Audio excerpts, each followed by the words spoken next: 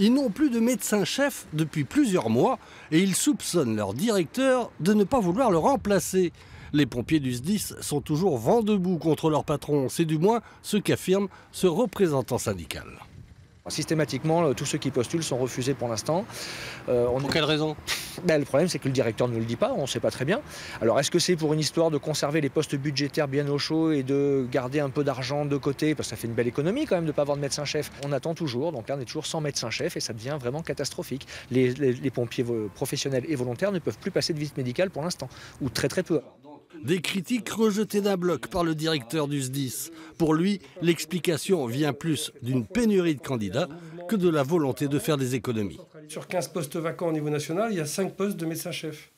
Donc il y a certainement une carence de médecins de sapeurs-pompiers et de médecins-chefs en particulier. Alors, est-ce que notre région attire plus ?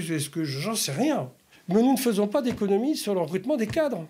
On a un problème sur les cadres en général, parce qu'on n'arrive pas à recruter. Voilà. Mais si demain un médecin se présente, 2-3 officiers se présentent, on les prend immédiatement. Ni le président du SDIS, ni le ministère de tutelle n'ont souhaité s'exprimer sur ce conflit. En attendant, c'est un médecin-chef à mi-temps qui devrait assurer l'intérim, le temps de lancer un nouvel appel à candidature pour tenter de combler le vide laissé par le départ du titulaire du poste.